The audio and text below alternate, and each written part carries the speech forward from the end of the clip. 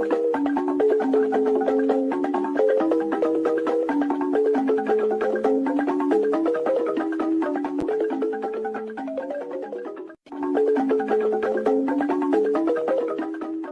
have no mercy for those that come to disrupt the restoration of this struggle. We don't negotiate with anyone. We will never do that. Because when you do things like that, you encourage the same thing to be inside the government, and they will continue to do what they are doing. There's an added access.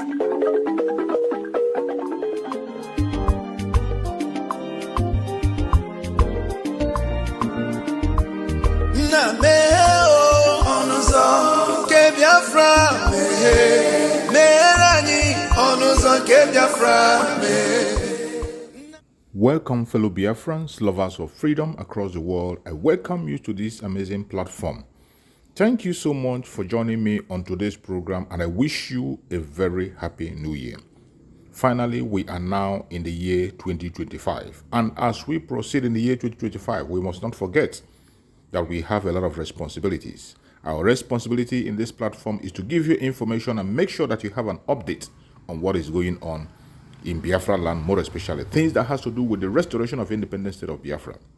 Today, I am going to share with you a very important video. Please pay attention to this video. In all the information that we see here, you are going to see that they have started again a new deceit to distract us from the restoration of independence of Biafra. We must not be distracted.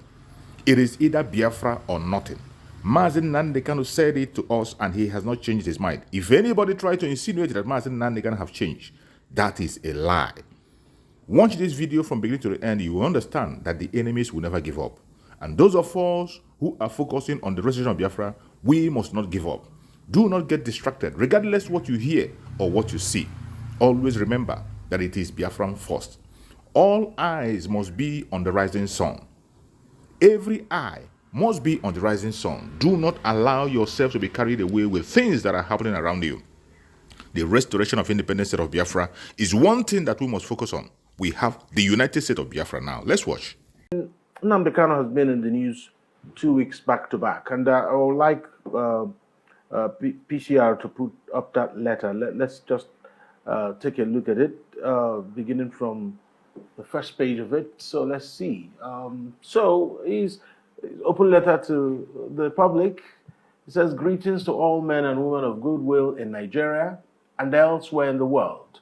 I have been compelled by events of the past few days to take the unusual step of writing this open letter for the singular purpose of calling the attention of the public to the serial executive and judicial fraud being perpetrated against me since my extraordinary rendition in 2021. So he now went ahead to pen a whole lot of lengthy stuff that, yes, of course, there's no way I'll read it. It's just lengthy. So the long and short of it, Nnamdi Kanu has bared his heart and his mind on an open letter. So for someone on trial, what is this? Well, for someone on trial, this is like one taking one's fate in one's own hands. You know, Nnamdi Kanu had or have legal representation all the while. The greater number of those doing them pro bono. You can see that of Jimako. You can see that of the other young man from what's his name. Now, these people have been representing him all the while in court. But if you watch the scenario of what happened last week in open court, even while the judge was still sitting, he opened up and said he wanted to take his fate in his own hands. Let him defend himself. Let him talk how he feels. You see, when you have two different laws for two different sets of people in one country in brackets, you find out that this is the kind of thing you expect to be happening. Because we can recall that in this platform of Afro TV, we have discussed the Attorney General's enter of knowledge for the Mieti Allah suspect that was being tried for terrorism and reasonable felony. We have also seen the discharge of the case of Igboho in the Southwest. Now ask yourself, what is so special about Nnamdi Kanu's own? Nnamdi Kanu, when he said the husband and the son of Justice Inyako is being tried for corruption somewhere, and that they gave him a condition that she should jail him so that the son and the husband could be set free. Some people began to dig whether it is true or not, and found out it is true. Now, that's by the way. The judge also recused herself following Nnamdi Kanu's protest last year. I think that was around between November or September or thereabouts. The judge said, okay, since you don't want me to try you, I will not try you. That is what you call recusing yourself. She recused herself. Now, the file was returned to the chief judge of the Federal High Court for reassignment to any other judge, or even to himself. Nothing stops him assigning to himself. After all, they are all judges. The difference is that this one is the eldest. Otherwise, they are primus. He's just a mere primus inter pares among judges. He cannot even overrule a fellow judge because all of them have the same power. But administratively, somebody should be at administrative level. The chief judge of the Federal High Court is at the administrative level. So when the case file was returned to him, the rumor mill says that many judges rejected the file. That's the rumor mill. It wasn't in the judge's own hands. He didn't write it down, because if he had written that, we could have known a judge that will be assigned a case and say he will reject it. Now, even if all the judges reject it, why not take it on yourself? Since Nyako has recused herself, now you sent it back to Nyako. That is when Nnamdi began to smell a rat. Because what is so special about Nyako? Is she not just a judge like every other judge? Why must she be the one that the file will be going, you recuse yourself, you bring the file back to the same judge? No. What makes Nyako so special to try Nnamdi Kanu's matter? Now, Nnamdi has no other option rather than to write an open letter. So let Nigerians see how he is faring with his trial. Let Nigerians see it. Now, as a lawyer, at least any lawyer that is above 20 years post-court is no more a young lawyer, because some people call a young barrister. I'm not a young barrister. Mm-hmm. So I think my take home from this very trial is that it is no more prosecution of a suspect, let me put it that way. It's no more prosecution of a suspect. It is now persecution of a suspect.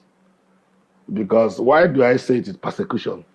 Persecution is saying that, number one, you have an illegal act which you committed to bring Nnamdi Kanu to Nigeria. That is rendition. It is illegal, both under international law and our own law. But then it happened under Buhari. And Buhari, like all we know, is a man of rendition. He tried to rendition Umar Diko, where he was a military head of state. But the ego eye of British police, the American police, I think it was American police also, I think British, they caught him and then opened the crate. Lo and behold, it was Umar Diko that was created in a crate, about to be taken back to Nigeria on a diplomatic bag. Because according to Buhari, he was indicted in a military tribunal that was set to try politicians who held sway in Nigeria between 1979 and 1998, when they had their coup. Now, they tried the same thing with Nnamdi Kanu. A plane flew into Kenya got Nnamdi arrested.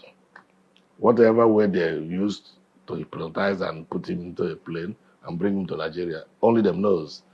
Even though Kenyan government says they are not even aware that the plane came to Nigeria, but that is also a falsity, because every plane that takes off from any airport in the world has a known. destination. Yes, it's known. Just like a ship.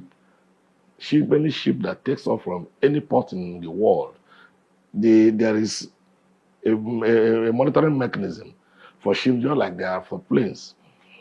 So telling us that they don't know that the plane came to Kenya and took Nnamdi Kanu is neither here nor there. But let us leave Kenya out of it. Let us look at the people that orchestrated the mass rendition to Nigeria.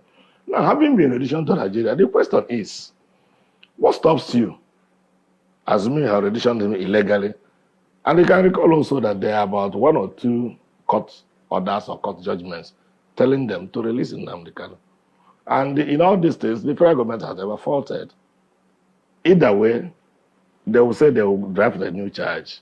If court charges you of a given charge for which you were arraigned in court, and you are still kept by the security agencies 1 minute after that order, it's an illegal detention. And if you sue for it, for false imprisonment, you could recover in damages. But this ones, nobody cares. They bring the man, they try him, they discharge him, they say they hold him, they bring another charge tomorrow. So these things are things why the man now has to take the laws into his hands. Yes, and then start to defend himself. But what will be the implications of this in judicial terms? Because I'm sure if it doesn't have a consequence, it should have.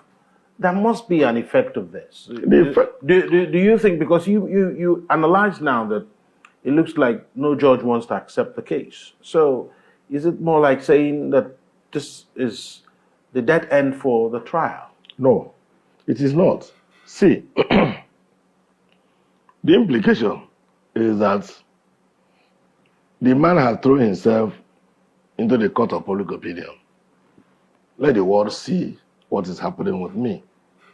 And you can jolly well know that this letter did not just stop in Nigeria. This letter has gone viral. It is almost all over the world. World leaders have seen the letter, and they know. And you find out that you are measured as a national leader by your respect for human rights. If Tinubu is a president, if I am to advise him, but at the very first onset of his administration, if I were to be his legal advisor, what I could advise him is to order the release of all those people being tried on self-determination charges. Because ordinary law, under both international law and national laws of the states, it's not a crime. If somebody says, I want to live where I belong, even Nigerian constitution gives freedom of association. So if you say, I don't want to associate with Nigeria again, is it not part of freedom of association? Remember, the Supreme Court has interpreted dissemination of information, knowledge, and whatever in the constitution to mean that you are free to set up even private universities. Because that's when universities were being set up here and there. Federal government started to clamp down on some of the private universities. They went to court. And the Supreme Court interpreted it to mean that dissemination of information and this for whatever reason also includes setting up university, because this university, you are getting new knowledge there, and there are information being displayed there. And that also gave rise to the springing up of some of these private electronic and print media. Like we are here now. Ordinary before, it was the MTA that had the monopoly. Yeah. So what I'm saying in effect is that if the president has been advised rightly, I think what he could have done in the first is that when he was releasing Igbo and the other Mietiala young man, he could have also said, Nnamdi Kanu, go home and sin no more.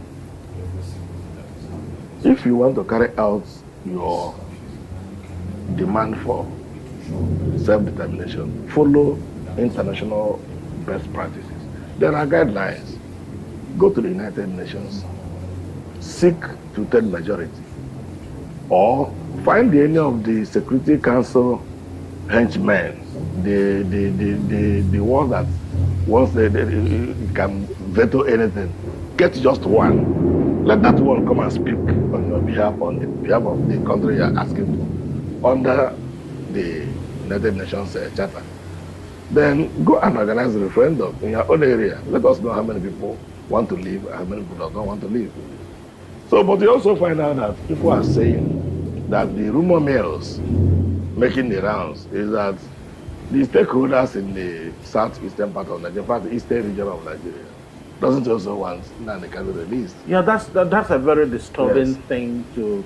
I mean, it's the moving around, but in what way would they be benefiting from his continuous detention? Yes, let me tell you how they would benefit it. You see, there are two groups of people that control the masses: the state actors and non-state actors. The state actors are the ones purportedly, in bracket, voted into power. They are the state actors. Non-state actors are like people like Nnamdi Kanu and the NGOs. They are the non-state actors. Now, you will find out that most of the time, if the non-state actors gives a directive, people obey it to the letter, including this sit at home that I refuse to go in the southeast.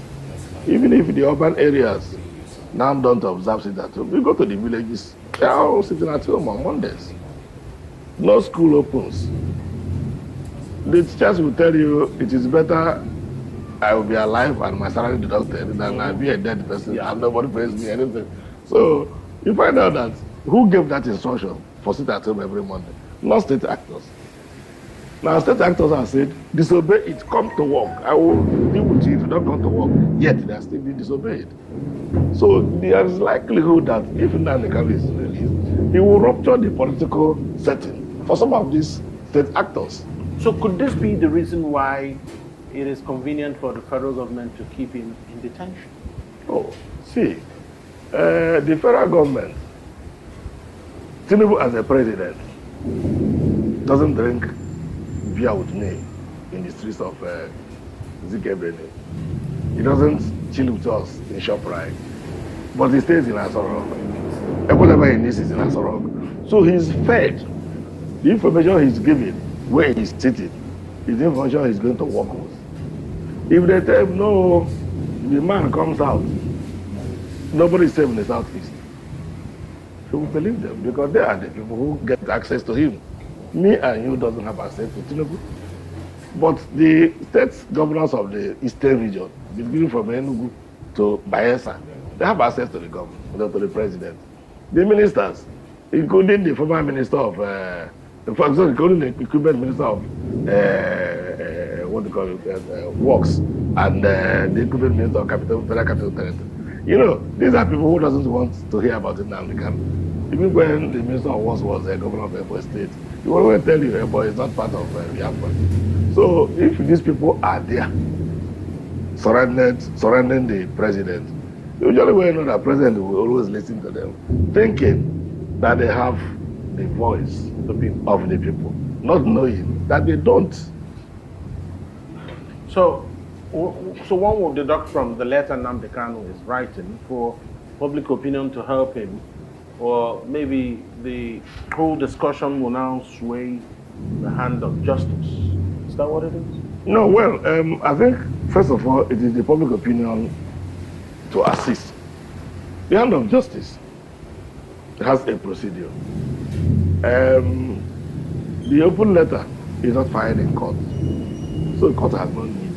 Court cannot make use of something that was not before. Well, obviously, he didn't intend that to be in the court. I think there is an adage around here about that, about an animal crying not to be saved, but for the whole to hear him. Yes. But at the end of the day, what outcome do you think Nnamdi Kanu is expecting with what he did at the court last week and the letter he also wrote on the 14th of February? What he is expecting is political solution to his problem. So has he said that? Is he plainly asking for that? No. You see, the one thing is that, remember, Nnamdi Kanu most of the time has said, if I have accepted to have an oil well, I could have since been released. If I have accepted to abandon the Biafran struggle, I could still have been released. If I had accepted to be the vice president, leader of the presidential candidate, I could still have been released. But these things does not inure to the comfort of my people, and that is why I rejected it. So when you follow most of the things the young man say, you find out that they want that kind of thing. Remember, Wazirike was incarcerated. Do you remember? Somewhere along the line, Wazirike, Koto, and that gave rise to the rise of Nnamdi Kanu.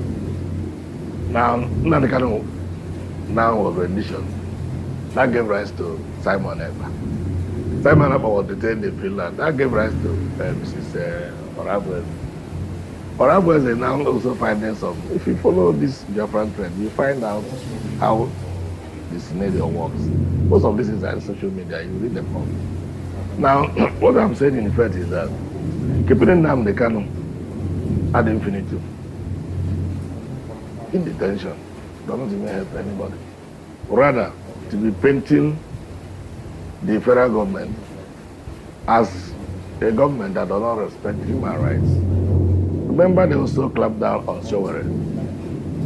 Showere is also not, Showere not claiming for, talking about self-determination. He's talking about the new Nigeria, just like we do. But he's talking his own in an activist way. So that was why he was arrested and trying to say this is wrong. The IG's continuous stay in office is illegal and so on. So they clamped on him, charged him for one offense or the other, and the gave condition of doing. He said, not going to fulfill the condition because the condition has been outlawed by the Court of Appeal, telling people to bring civil servants. Now, Showere, I think he's not in detention for now. Delefan Orintimi has also raised his voice, crying for this kind of torture and abuse of human rights. And he was also detained briefly. And in detention, now so on the sale of his books. So the same way, this is the kind of detention. The federal government is indirectly making Nnamdi Kanu an eternal hero of the Biafran struggle. That is how I see it. Because if you keep on detaining the young man, what you are telling the world is that he is the arrowhead of a group of people who want to leave Nigeria. And the world now know that he exists. But if you have played the kind of Obasanjo, John Wazirike's time, people could have forgotten about it by now. So they are indirectly popularizing the man by keeping him perpetually in detention. So whoever doesn't know about it can now know about it. But if they have brought him from Kenya, maybe try him for 2-3 weeks, 1 month, and then give judgment that, like giving the judgment that he has committed no offense and let him go. But whatever he does, whether he does it within the ambits of the law. By now, some people could have said who is Nnamdi Kanu by the news. So, but for the fact that they kept keeping the young man in detention, they are soaring his popularity. They don't know indirectly. Because if I was talking about the Obasanjo syndrome to Wazirike called for that when Obasanjo was in power. And the foreign press cornered Obasanjo and was asking Obasanjo, we thought this issue of Biafra had been arrested. One young man has arisen again and said, when people said that, and everyone said that too. Even that day, Tinubu, that day, Tinubu was still the governor of Lagos State. He was forced to appear on national television begging the Igbos to come and open their shops, even by 4 p.m. when Wazirike called for sit-at-home. Now, Obasanjo was cornered by the foreign press. He told them he doesn't know about this sit-at-home. That what he knows is that the Igbos were celebrating their New Year festival. So people laughed over it. And when Wazirike called for a second sit-at-home, nobody obeyed him because he was never detained. Obasanjo just ignored him. So do you see how Obasanjo now kicked the man? Now Buhari, in his usual crude way, felt that detention is always the best option for everybody. It doesn't work like that. All right. We will take a quick break. When we return, I'll find out exactly where there seem to be cold shoulders from the Southeast political elite. Is it a problem or a solution? Stay with us. Thank you so much for watching the program. I appreciate you for your patience to watch from beginning to end. I hope you have learned a lot from this very program that I just played, this video. Please like and share the video. Share to all platforms. After sharing the video, now you can go to the comment section and put down your comments. Whatever suggestions, contributions you have to make, what do you think about the video I just played? Go to the comment section and put your comment. I will go to the comment section and I bet you I am learning a lot from there, and you can equally learn from there. Let us share our experience on that comment section. Thank you so much and stay blessed. Don't forget to share, and we continue to bless you as you share. Biafran government, peace, progress, unity, and equity. We move.